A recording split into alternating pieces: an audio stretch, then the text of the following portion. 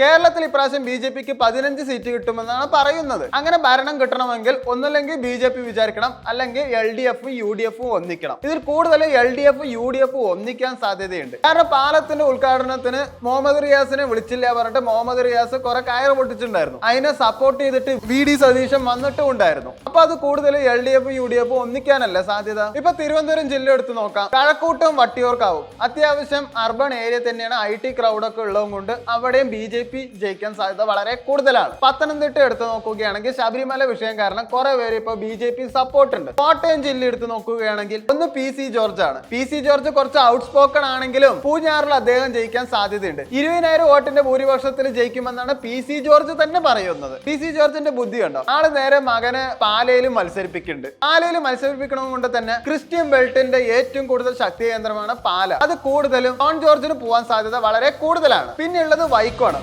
BJP കാൻഡിഡേറ്റിൽ അവിടുത്തെ ഒരു മുൻ MLA ആണ് ഇപ്പൊ BJP-ക്ക് വേണ്ടിയിട്ട് മത്സരിക്കുന്നത്. പിന്നെ കാഞ്ഞിരപ്പള്ളിയിലെ ജോർജ് കുര്യനാണ്. അതുകൊണ്ട് ഈ 4 സീറ്റ് കൂടുതലും BJP-ക്ക് തന്നെ കിട്ടും. എറണാകുളത്താണെങ്കിൽ തൃപ്പൂണിത്തറയില്, കാരണം ഇവിടെ കഴിഞ്ഞ പ്രാവശ്യം BJP സെക്കൻഡ് പൊസിഷനിലായിരുന്നു. പാലക്കാട് നഗരസഭ പിന്നെ BJP-യുടെ കയ്യിലാണ് ഇരിക്കുന്നത്. തൃശ്ശൂരിലും കൺസിസ്റ്റന്റ് ആയിട്ട് സെക്കൻഡ് പൊസിഷനിലാണ് BJP ഇത്രയും കാലം ഉണ്ടായിരുന്നത്. അതുകൊണ്ട് ഇത്തവണ ജയിക്കാനും സാധ്യതയുണ്ട്. പിന്നെ കോഴിക്കോടും ആലപ്പുഴയും ഒക്കെ ഉണ്ടെന്നാ പറയുന്നത്. പക്ഷെ ഇതൊക്കെ ലോ ചാൻസ് ആണ്. അടുത്ത കാസർഗോഡ് മഞ്ചേശ്വരമാണ്. ഇത് ഭയങ്കര സ്ട്രോങ് ഹിന്ദു ഡോമിനൻസ് ഉള്ള സ്ഥലമാണ്. ഇതെല്ലാം PC ജോർജ് പറഞ്ഞ കാര്യങ്ങളാണ്. ഞാൻ എന്റെ പേഴ്സണൽ അഭിപ്രായം പറയുകയാണെങ്കിൽ ഒരു 5 സീറ്റെങ്കിലും മിക്കവാറും BJP-ക്ക് കിട്ടും.